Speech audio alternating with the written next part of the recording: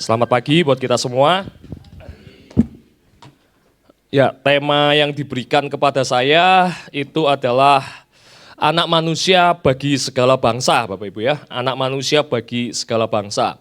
Anak manusia bagi segala bangsa, Bapak Ibu, itu bukan merujuk kepada seorang pemimpin atau seorang presiden yang memimpin negara yang adikuasa sehingga bisa mengkontrol seluruh bangsa yang waktu kampanye ditembak telinganya, kemudian menaikkan pajak jadi berapa persen. Bukan mengarah ke sana, saya tidak akan bicara ke sana. Tapi anak manusia bagi segala bangsa itu mengarah kepada Yesus sendiri gitu ya. The Son of Man ya. Anak manusia bagi segala bangsa itu mengarah kepada Yesus sendiri Bapak Ibu. Maka dalam waktu 40 sampai 40 menit diusahakan kita akan berbicara tentang Yesus. Dalam serial Mengenal Tuhan. Bapak Ibu, kalau berbicara tentang mengenal Tuhan, wah saya gentar Bapak Ibu ya. Mengenal Tuhan, ini sesuatu yang luar biasa. Maka khotbah pada pagi hari ini Bapak Ibu itu akan berbentuk sebuah pengajaran ya, sebuah pengajaran yang lalu sudah devosional melalui pendeta Nyoman ya, luar biasa. Panjang juga ya Bapak Ibu ya, sudah cukup. Sekarang kita akan memasuki dalam khotbah yang bertajuk pengajaran. Saya pikir ini adalah sesuatu yang baik juga, yang hamba Tuhan dan si ibadah rancang. Berbicara pengajaran Bapak Ibu, dalam kesempatan pagi hari ini saya juga mau melaporkan dan sekaligus berterima kasih. Yang lalu nama saya sempat masuk warta, diangkat menjadi hamba Tuhan dengan tugas khusus untuk mengajar di kampus STIAA. Saya sudah melaksanakan mandat atau amanah dari Bapak Ibu ya. Jumat depan akan penutupan semester ya, jadi dalam satu semester ini saya sudah ke sana, tiap Selasa saya sudah berangkat Bapak Ibu, jam 8 pagi kurang sedikit saya sudah sampai ke Trawas, dan jam 8 malam kurang sedikit saya sudah sampai ke rumah. Ya, saya mendapati di sana luar biasa, ternyata Tuhan juga memberikan pertumbuhan tidak hanya di gereja maupun di keluarga, tapi juga di kampus STIAA ya. Yang luar biasa Bapak Ibu, mereka di sana mendoakan setiap kita yang ada di GKK Pondok Chandra. Jadi saya pikir usul kalau boleh, kita juga ambil bagian untuk mendoakan mereka yang anak-anak Tuhan yang sedang dibimbing sekolah Bapak Ibu dosen yang ada di STIAA. Baik Bapak Ibu, tanpa basa-basi ya, sekalipun saya sudah melakukannya tadi, saya akan memulai dengan sebuah statement untuk mengawali tentang kelas kita ya, khotbah kita ya. Karena kalau di kampus ini 16 SKS Bapak Ibu ya. Bicara tentang Kristus itu 16 SKS, satu SKS-nya itu 1 jam 40 menit. Nah ini waktunya cuma singkat Bapak Ibu ya. Bapak Ibu nggak usah bayar kalau di kampus ada harganya. Ngomong-ngomong nanti setelah ini ada basar. Minta tolong Bapak Ibu partisipasi untuk beli dananya untuk HUT ya Bapak Ibu ya. Ya biar semangat ini yang berbicara di depan ya. Saya akan mengawali dengan sebuah statement yang berkata demikian Bapak Ibu ya. Tidak ada seorang pun yang memiliki kemampuan untuk mengerti Allah secara tuntas dan jelas. Jadi berbicara tentang mengenal Tuhan, kita perlu menyamakan persepsi kita dulu di awal bahwa tidak ada seorang pun yang memiliki kemampuan untuk mengerti Allah secara tuntas dan jelas. Setuju Bapak Ibu? Setuju ya? Kalau ada yang nggak setuju, open untuk diskusi, nggak apa-apa. Karena saya pikir Bapak Ibu, kalau Bapak Ibu bisa mengerti Allah secara tuntas dan jelas, hebat, lihai. Jangankan Allah. Istri saya saja saya susah mengerti Bapak Ibu ya. Secara tuntas dan jelas. Terima kasih Bapak-Bapak yang ketawa, pengalamannya sama dengan saya. Yang diam nggak berani ngomong karena istrinya di sebelahnya Bapak Ibu ya. Ada 2 hal yang menyebabkan kita tidak bisa mengerti Allah secara tuntas dan jelas. Yang pertama, kita ini adalah manusia. Kita ini adalah pribadi yang terbatas. Apakah ada di antara kita yang merasa kita ini super, tidak terbatas? Saya pikir tidak ada. Di satu titik kita akan merasa bahwa kita ini ternyata terbatas. Sekalipun di dalam kesombongan kita, ujung-ujungnya kita akan merasa, iya kita ini terbatas ya. Masih banyak ya kekurangan kita. Dan yang kasus yang kedua, Allah itu adalah sebuah keberadaan yang tidak terbatas Bapak Ibu. Maka saya pikir bagaimana manusia yang terbatas itu bisa mengerti sesuatu yang tidak terbatas. Bisa dimengerti perkataan saya Bapak Ibu ya. Saya pikir akan sangat susah. Anak saja ingin mengerti maksud orang tua itu susah. Seringkali ada salah paham antara anak dan orang tua. Tetapi akhir-akhir ini banyak orang tua yang curhat, aku ini pengen ngerti maksudnya anakku tuh kok wangel tenan ya. Bingung aku maksudnya anakku. Padahal sama-sama pribadi yang tidak terbatas. Bahkan tadi yang saya bilang ya, untuk mengerti pasangan saya saja juga susah. Pasangan saya juga bilang, mau mengerti saya juga susah Bapak Ibu gitu ya. Apalagi mengerti Tuhan yang tidak terbatas. Jadi saya pikir ini adalah suatu hal yang clear.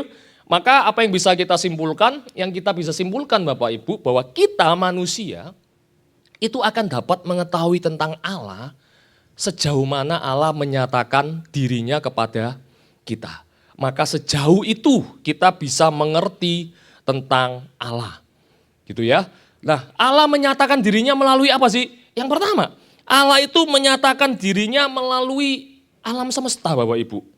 Ya, kitab Mazmur itu berkata bahwa cakrawala itu menceritakan tentang kebesaran Tuhan gitu ya. Langit menceritakan kemuliaan Allah dan cakrawala memberitakan pekerjaan tangannya. Oh, artinya Allah menyatakan dirinya melalui ciptaannya. Ketika kita memandang ciptaan Allah, kita akan terheran.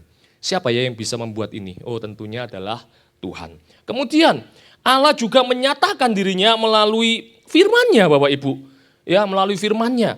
Firman-Nya dalam bentuk penyataannya, yaitu teofani. Contoh ketika Allah berbicara kepada Abraham, ia memunculkan suara yang keras dari langit gitu kan. Abraham kaget mendengarkan suara Allah. Kepada Nuh, Allah juga berbicara seperti itu. Kemudian kepada tokoh-tokoh Alkitab lainnya, Allah juga berbicara melalui semak belukar yang menyala, tetapi tidak terbakar. Kepada siapa? Musa ya Bapak Ibu ya, kepada Musa. Allah juga berbicara dalam wujud tiang api, tiang awan kepada Israel. Allah juga menyatakan dirinya dalam wujud mimpi. Dan Allah juga menyatakan dirinya dalam wujud penglihatan kepada Daniel. Dan lain sebagainya. Bahkan kitab Ibrani pasal 1 ayat 1 mencatat bahwa Allah telah menyatakan dirinya berulang kali dalam berbagai cara pada zaman itu. Nah, maka pada zaman sekarang Allah itu menyatakan dirinya melalui putranya Bapak Ibu. Ternyata ketika Allah menyatakan dirinya melalui suara, melalui semak api, tiang awan, tiang api, melalui teofani yang lain, manusia tidak paham akan Allah. Karena yang hadir itu bukan manusia, begitu ya. Ini teori yang populer. Maka Allah menghadirkan putranya, the Son of Man ini ke tengah-tengah kita.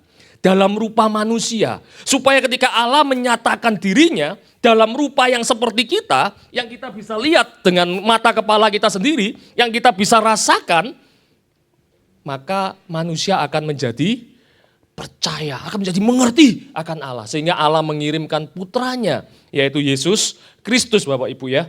Yaitu yang disebut dengan the Son of God atau anak Allah atau anak manusia. Itulah mengapa Allah di zaman akhir ini menyatakan dirinya melalui anaknya.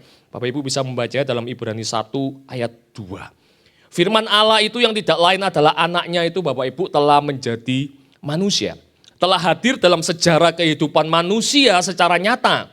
Dan saya pikir kehadirannya itu begitu relevan. Kehadiran Yesus itu mengubah paradigma dan pandangan manusia akan Allah. Oh, ternyata bahwa Allah itu bukannya Allah yang jauh, yang hanya sebatas suara yang didengar seperti Abraham, yang hanya sebatas tiang awan dan tiang api yang dirasakan oleh Israel. Tapi Allah itu adalah Allah yang begitu dekat. Allah yang hadir sebagai wujud manusia, sebagai wujud hamba. Hadir di tengah-tengah kita. Menyatakan kasihnya, menyatakan kuasanya. Sehingga setiap orang akan boleh bersuka cita Bapak Ibu akan kehadirannya. Namun karena hal ini justru menyebabkan banyak salah paham Bapak Ibu. Duh, kok Allah jadi manusia? Allah atau manusia? Gitu kan? Kok disebut anak Allah?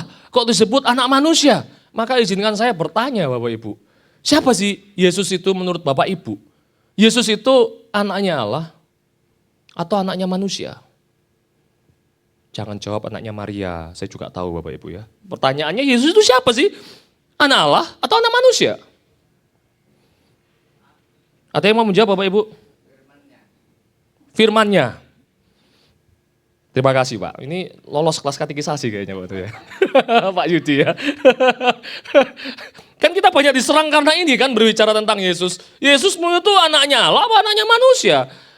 Anaknya siapa dia? Saya mau kasih tahu Bapak Ibu bahwa Yesus itu bukan anaknya Allah. Yesus juga bukan anaknya manusia. Yesus itu tidak diperanakkan oleh Allah maupun Yesus itu juga tidak diperanakkan oleh manusia. Memang dia dikandung oleh Maria, tapi dia dikandung oleh Roh Kudus bukan pribadi ketiga ya. Yesus itu adalah Allah Bapak Ibu. Yesus itu adalah pribadi kedua dari satu hakikat yaitu Allah sendiri. Mari kita melihat dalam Yohanes 1 ayat 1, kita belum baca, kita baca sama-sama ya Bapak Ibu ya. 1, 2, 3. Pada mulanya adalah firman, firman itu bersama-sama dengan Allah dan firman itu adalah Allah. Dalam ayat ini kita mendapati bahwa firman itu dibedakan dari Allah Bapak Ibu. Firman itu dibedakan dari Allah. Firman itu bersama-sama dengan Allah. Dibedakan maksudnya adalah bukan terpisah tetapi ada individu yang berbeda, ada pribadi yang berbeda. Dan dicatat bahwa firman itu bersama dengan Allah. Tetapi dia juga adalah Allah. Firman itu adalah Allah. Dan firman itu telah hadir di tengah-tengah kita dan menjadi manusia. Dia adalah Yesus gitu ya. Jadi Yesus itu adalah Allah. Lanjut. Filipi 2 ayat 6. Kita baca juga Bapak Ibu ya, 1, 2, 3. Yang walaupun dalam rupa Allah tidak menganggap kesetaraan dengan Allah itu sebagai milik yang harus dipertahankan. Bapak Ibu coba perhatikan frasa rupa Allah. Loh kan cuma rupanya saja Pak, bukan Allah itu kan. Kan cuma rupa Allah bukan Allah. Oh tidak. Ketika kita menggali dalam penggalian teks Bapak Ibu ya, rupa Allah itu memiliki makna bahwa terus menerus berada di dalam kondisi seperti Allah. Atau di dalam kondisi Allah. Nah saya mau tanya, apa sih yang terus menerus berada di dalam kondisi Allah? Sebutannya apa? Allah bukan? Betul ya? Yang terus menerus berada di dalam kondisi Allah ya Allah. Yang terus menerus berada di dalam kondisi manusia ya manusia bukan? Maka kita bisa mendefinisikannya bahwa Yesus itu memang adalah Allah Bapak Ibu. Terus menerus berada di dalam rupa Allah. Dan ketika kita membaca ayat ke-7, ini juga luar biasa. Kata rupa seorang hamba di sana maknanya sama. Terus menerus berada di dalam kondisi seorang hamba. Jadi Yesus ini yang mana ini? Satu sisi dikatakan terus menerus berada di dalam kondisi seperti Allah. Satu selanjutnya dikatakan terus menerus berada di dalam kondisi seperti hamba atau manusia. Maka kita bisa menyimpulkan begini loh Bapak Ibu. Jadi Yesus itu memang tidak diperanakkan oleh Allah. Juga tidak diperanakkan oleh manusia. Yesus itu adalah 100% Allah. Di lain sisi dia juga adalah 100% manusia. Amin. Kalau Bapak Ibu bingung, gak usah khawatir, hamba Tuhan siap memberikan penjelasan Bapak Ibu ya. Ada Pendeta Susi, Pendeta Daya, Penginjil Vian, Penginjil Wika, ada saya, ada Kak Dea. Bapak Ibu bisa bertanya kapan saja, saya jamin akan dijawab sampai puas gitu ya. Kalau Bapak Ibu tanyanya agak panjang ya jangan lupa bawa konsumsi supaya jawabannya hamba Tuhan bisa ramah gitu kan. Kata Penginjil Vian kan gitu, harus ada tamanya biar ramah Bapak Ibu ya. Biar dialog kita mudah dimengerti dan kita clear gitu ya. Gitu ya. Sederhananya begini Bapak Ibu, daripada saya menjelaskan panjang lebar ya. Sederhananya begini, tadi kita sudah setuju bahwa Allah itu tidak terbatas. Dan kita ini terbatas. Maka ketika Allah itu tidak terbatas, maka akan bisa muncul sebuah konsep bahwa tidak ada yang mustahil bagi Allah. Jadi kok bisa sih Yesus itu 100% manusia, 100% Allah? Ya tidak ada yang mustahil bagi Allah dong. Bisa saja, dia itu tidak terbatas. Lah kalau kita menjudge tidak bisa, maka kita ini aneh. Loh kita ini pribadi yang terbatas, yang tidak bisa menyelami pikiran Allah, kemudian kita menjudge, oh gak mungkin itu bukan Tuhan tuh. Tuhan kok jadi manusia gitu kan, manusia kok mau jadi Tuhan, gak mungkin tuh. Gak masuk akal, kita ini siapa? Gak nyampe pikiran kita gitu ya, secara sederhana seperti itu. Tidak ada yang mustahil bagi Allah. Maka Yesus pun kita bisa percaya dengan iman kita, bahwa dia adalah 100% Allah dan juga dia adalah 100% manusia. Lalu apa sih yang dimaksud dengan anak Allah? Apa sih yang dimaksud dengan anak manusia? Bukankah itu juga tertulis di dalam Alkitab? Ya kan? Bagaimana kita menjelaskan anak Allah, bagaimana kita menjelaskan anak manusia? Anak Allah dan anak manusia itu Bapak Ibu bukan berarti ketika Tuhan Yesus masih di surga maka itu adalah anak Allah yang merujuk kepada ketuhanannya. Dan ketika dia inkarnasi hadir di bumi, maka itu anak manusia yang merujuk kepada ketuhanannya. Bukan seperti itu pengertiannya. Tetapi pengertiannya adalah anak Allah, anak manusia adalah gelar Yesus Kristus sendiri yang merujuk kepada keilahian Yesus. Jadi ini menyiratkan bahwa Yesus itu adalah figur yang ilahi Bapak Ibu. Salah satu pernyataan tentang keilahian Yesus itu dinyatakan dalam namanya dan juga gelar yang dipakainya. Jadi gelar anak Allah, gelar anak manusia itu menyatakan keilahian Tuhan Bapak Ibu. Kita terima ini dulu. Sekarang kita akan meninggalkan anak Allah, kita akan masuk kepada anak manusia Bapak Ibu ya. Saya mengambilnya dari kitab Daniel pasal 7 ayat 13 karena ini yang menjadi latar belakang yang menyatakan gelar anak manusia itu. Daniel 7 ayat 13 berkata, "Aku terus melihat dalam penglihatan malam itu, tampak datang dengan awan-awan dari langit seorang seperti anak manusia. Datanglah ia kepada yang lanjut usianya itu dan ia dibawa ke hadapannya." Bapak Ibu, ini adalah penglihatan dari Allah kepada Nabi Daniel pada waktu itu ya. Nah, tentunya penglihatan ini berkonotasi mesianik, ya, saya maksud berkonotasi nubuatan yang akan terjadi di masa yang akan mendatang pada waktu Daniel menerimanya. Berikutnya di dalam PB Bapak Ibu, Yesus mengutip kata-kata dari Daniel ini. Ini adalah ucapan Yesus sendiri, Matius 26 ayat 4, Yesus berkata, "Engkau telah mengatakannya, akan tetapi aku berkata kepadamu, mulai sekarang kamu akan melihat Anak Manusia duduk di sebelah kanan yang Maha Kuasa dan datang di atas awan-awan di langit." Duduk di atas kanan Allah dan datang di atas awan-awan di langit. Dan jika kita boleh membandingkannya, ini akan ada persamaan Bapak Ibu ya. Ini saya ulangi ya. Datanglah tampak datang dengan awan-awan dari langit seorang seperti anak manusia. Dan Yesus mengulanginya ini Bapak Ibu. Anak manusia duduk sebelah kanan Allah. Sebelumnya aku berkata kepadamu, duduk di sebelah kanan Allah yang Maha Kuasa dan datang di atas awan-awan di langit. Jadi ini jelas menunjukkan bahwa Yesus itu mengutip. Jadi ketika Yesus ditanyai oleh imam besar, apakah engkau itu Mesias, apakah engkau itu anak Allah, Yesus itu menjawab, engkau telah mengatakannya. Kemudian Yesus menambahkan, menegaskan, yang menyatakan bahwa dia itu betul adalah seorang Mesias yang sudah diramalkan, dinubuatkan di dalam perjanjian lama. Tentunya imam itu paham Bapak Ibu akan perjanjian lama. Jadi Yesus sengaja mengutipnya gitu ya untuk menyatakan bahwa seperti yang engkau katakan, aku ini adalah Mesias gitu ya. Yesus memberikan keterangan tambahan ya bahwa anak Allah duduk sebelah kanan Maha Kuasa dan lain sebagainya. Nah, yang menarik Bapak Ibu, ketika kita membaca Daniel pasal 14, jadi ketika anak manusia itu tadi, yang pasal 13 ya, anak manusia tadi dibawa ke hadapan yang lanjut usianya itu, apa yang terjadi? Yang lanjut usia itu memberikan kepadanya kekuasaan, kemuliaan, kekuasaan sebagai raja. Maka orang-orang dari segala bangsa, suku bangsa, dan bahasa mengabdi kepadanya. Kekuasaannya ialah kekuasaan yang kekal, yang tidak akan lenyap, dan kerajaannya ialah kerajaan yang tidak akan musnah.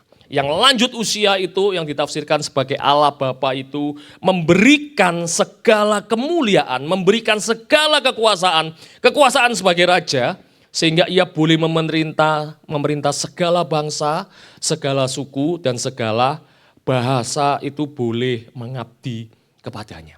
Dan kekuasaannya itu bukan per 5 tahun sekali kemudian diadakan pemilu Bapak Ibu, tetapi kekuasaannya itu adalah kekal, tidak akan lenyap. Dia akan menjadi raja selama-lamanya di kerajaan yang tidak akan musnah. Anak manusia ini diberikan wewenang dan kuasa untuk memerintah segala bangsa. Maka julukan ini pun populer bahwa ini adalah anak manusia bagi segala bangsa.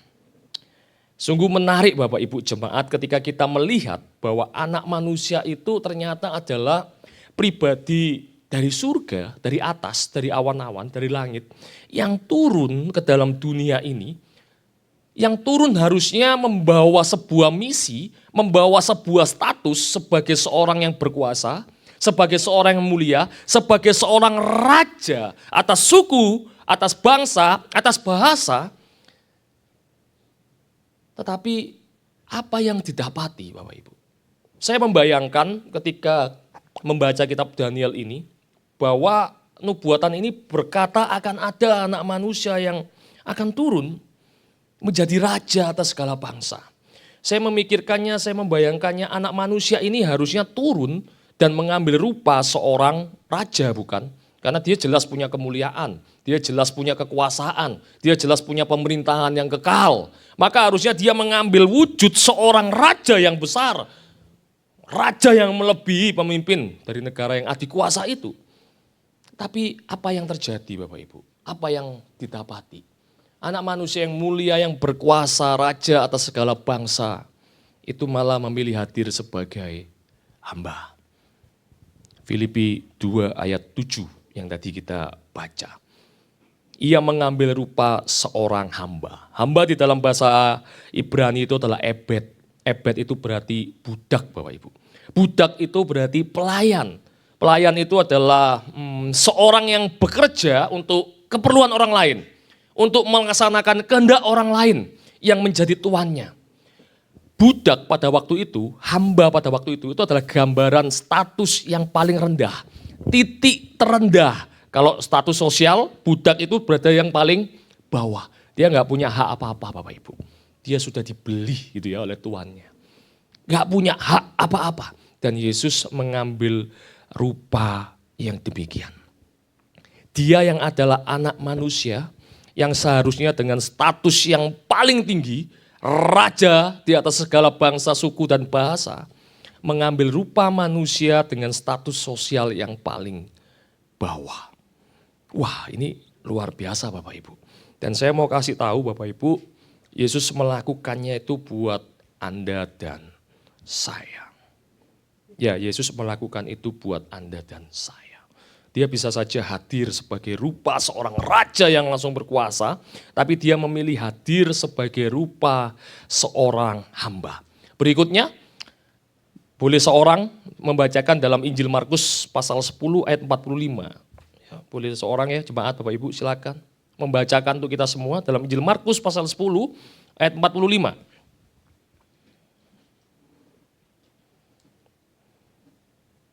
Ada yang menemukan? Silakan dibacakan.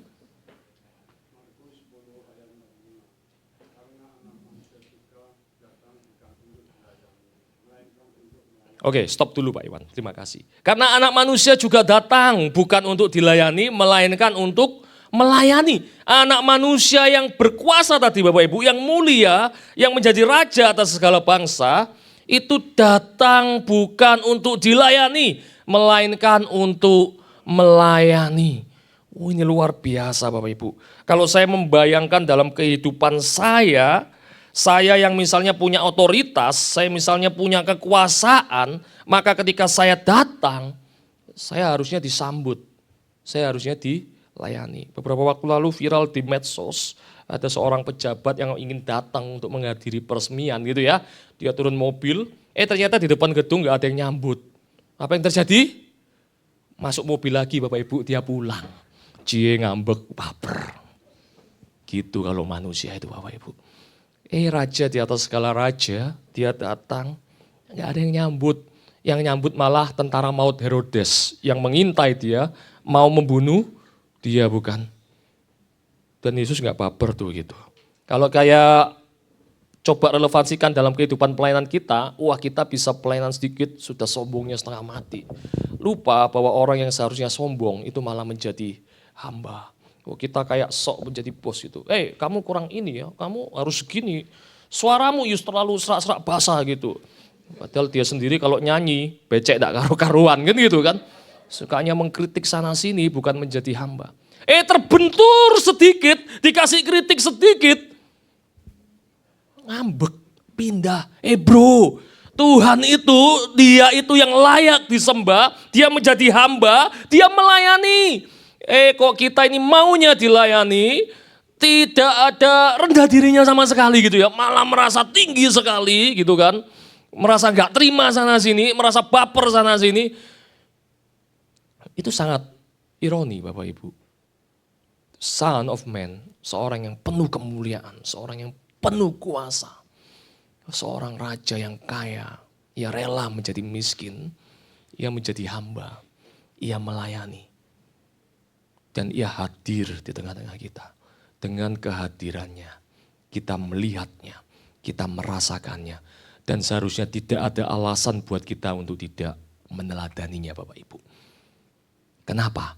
Karena seorang manusia, 100% manusia, dia bisa kok. Dengan status yang tinggi dia merendahkan diri.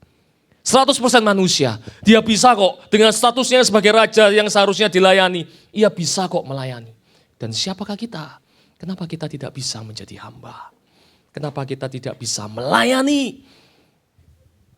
Melayani menjadi hamba itu artinya dengan setulus hati Bapak Ibu ya. Dengan segenap jiwa, tutup telinga rapat-rapat, kerja buat Tuhan. Mau dikritik kanan kiri nggak apa-apa. Tuhan izinkan supaya kita boleh berkembang. Semakin hari pelayanan kita semakin baik. Gitu. Amin ya. Amin Bapak Ibu ya. Nanti kalau dikritik sama pendeta, ketua majelis jangan marah. Cukup ngomong wani biro. Loh salah. Ini ajaran yang sesat Bapak Ibu ya. Ingat Tuhan. Oh ya Tuhan. Tuhan sudah memberikan teladan yang sangat baik. Seorang hamba, seorang yang melayani. Tidak berhenti sampai di situ Bapak Ibu. Injil Matius pasal 26 ayat 67 tadi. Jelas mengatakan ya kan. Saya kelewatan. Pak Iwan bisa dibaca lagi Pak Iwan tadi. Belum selesai tadi Bapak Ibu ya. Boleh dibaca tadi yang ayat 45 Pak Iwan. Tadi saya stop. Nah, sekarang boleh dibaca lagi.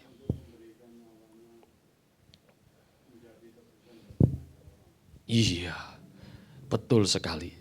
Ya, bahkan ia memberikan nyawanya untuk menjadi tebusan bagi banyak orang. Memberikan nyawanya menjadi tebusan bagi banyak orang. Konsep seorang raja Bapak Ibu yang mungkin kita pahami, kita lihat di dalam film-film. Kalau misalnya ada raja yang terhimpit, maka segenap rakyatnya, baik itu prajurit, perwira, jenderal maupun rakyat biasa, dia pasti memilih untuk mati duluan untuk menyelamatkan rajanya, bukan? Untuk melindungi rajanya. Tapi raja yang satu ini memang unik sekali dan patut kita apresiasi. Malah dia yang mau memberikan nyawanya buat kita.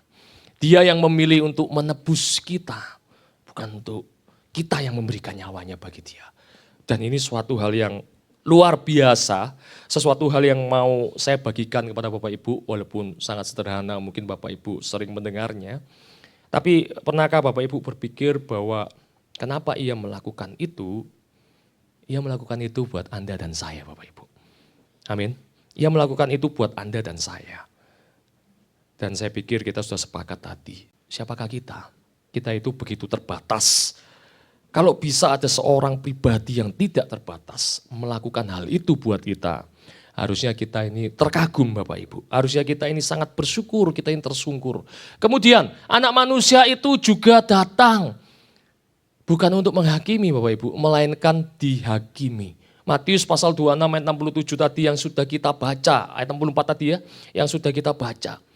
Memberikan gambaran bagaimana ia dihakimi. Ia dituduh sebagai Mesias palsu, ia dituduh menghujat Allah. Dan kalau Bapak Ibu baca ayat 67, kita baca ya Bapak Ibu ya. Mungkin salah seorang bisa membacakan. Matius 26 ayat 67, silakan dibaca. Dengan suara yang keras, yang sudah sarapan mungkin. Matius 26 ayat 67, silakan dibaca.